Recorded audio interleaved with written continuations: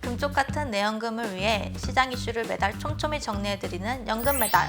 안녕하세요, 한소라 사원입니다. 안녕하세요, 변재일입니다. 연금 투자자들이 꼭 알아야 할 정보를 알려드리는 연금 이슈 시간입니다. 이번 달의 주제는 바로 글라이드 패스입니다. 투자자 여러분들은 어떤 TDF가 나에게 맞을까 옥석을 가릴 필요가 있겠죠? 그럴 때 가장 중요한 것이 바로 이 글라이드 패스라고 하던데요, 매니저님. 네, 맞습니다. 글라이드 패스는 TDF의 뼈대이자 기본이라고 할 수 있는데요. 간단히 설명드리면 TDF는 비행기가 뜨고 내리는 경로를 뜻하는 글라이드 패스로 설계되어 있습니다.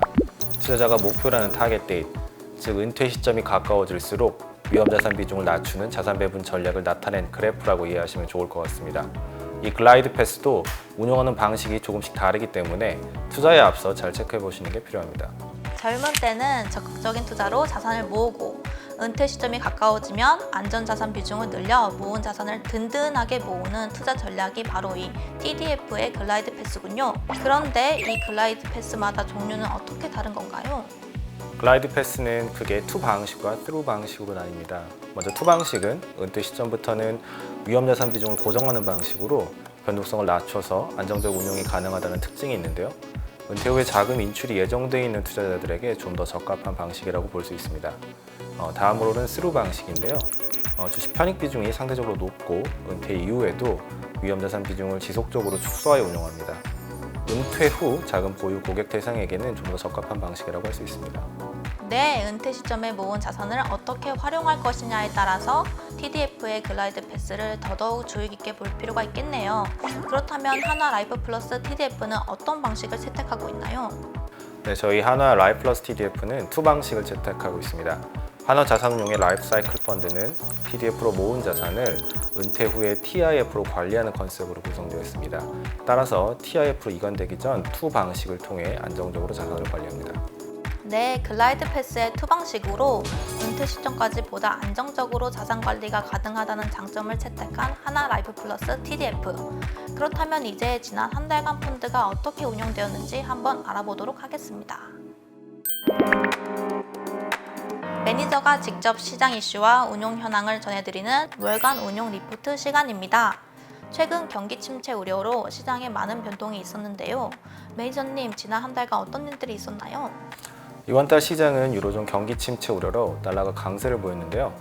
인플레이션이 정점을 찍었다는 인식의 확산과 위험자산의 과도한 하락에 따른 주식 매수세 유입, 위험자산 포지션의 과도한 축소에 따른 쇼커버 요인 등으로 위험자산 전반에서 반등이 이루어졌습니다. 또한 경기 침체 우려가 시장에 반영되고 연준 또한 FOMC에서 비둘기파적인 스탠스를 취함에 따라 채권금리는 크게 하락했습니다. 크레딧 스프레드는 월중에 확대되었으나 위험자산 반등에 따라서 다시 축소되어 전월과 유사한 수준을 유지하였습니다. 네, 7월 금융시장은 달러 강세, 위험자산 반등, 채권금리의 하락 등이 특징이었군요. 그렇다면 펀드 운용에는 어떤 영향이 있었을까요? 펀드는 위험자산 반등과 금리 하락에 따른 주식과 채권 포지션의 수익으로 플러스 성과를 나타냈습니다. 미국 소형주와 일본 주식이 펀드 성과에 가장 긍정적인 기여를 하였고요. 중국 주식이 펀드 성과에 부정적인 기여를 하였습니다. 위험자산의 지속적인 하락으로 주식에 대한 투기적 포지션이 충분히 가벼워졌다는 판단하에 월 후반에 주식을 일부 추가 편입하였습니다. 네, 앞으로 위험자산의 반등도 기대해 볼 수 있으면서 채권의 중요성이 더 높아진 시장, 무엇보다도 인플레이션 추이가 앞으로 큰 영향을 미칠 것 같습니다. 그렇다면 앞으로의 운용 계획은 어떻게 될까요? 네, 향후 시장은 센티멘트가 어느 정도 균형을 잃은 상황에서 인플레이션의 안정 여부가 향후 시장 움직임의 가장 중요한 요인이 될 것으로 판단합니다.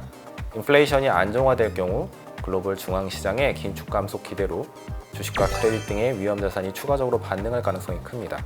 다만 경기 침체 가능성 또한 커진 만큼 예전보다는 채권의 역할이 커질 것으로 생각됩니다.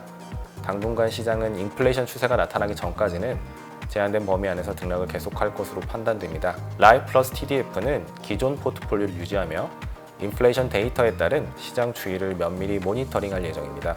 네, 마지막으로 투자자분들께 한 말씀 부탁드립니다. 시장은 항상 변화하고 미래는 예측하기 어렵습니다. 너무 짧은 시황에 연연해서 투자 계획을 세우기보다는 장기 투자를 통해 위험자산이 제공하는 리스크 프리미엄, 즉 내가 긴 시간 투자했을 때 그 자산이 나에게 가져다주는 금리 대비 초과 수익을 목표로 투자 계획을 세우는 게 중요합니다. 시간만 내 편으로 만들 수 있다면 여러분의 투자는 성공할 수 있습니다. 네, 매니저님의 말씀을 들으니 하나 라이프 플러스 TDF, TIF와 함께 준비하는 노후가 더욱 든든하게 느껴지는데요. 저희는 다음 달에도 더욱 촘촘한 연금 시장 정보로 다시 찾아오겠습니다. 연금 매달!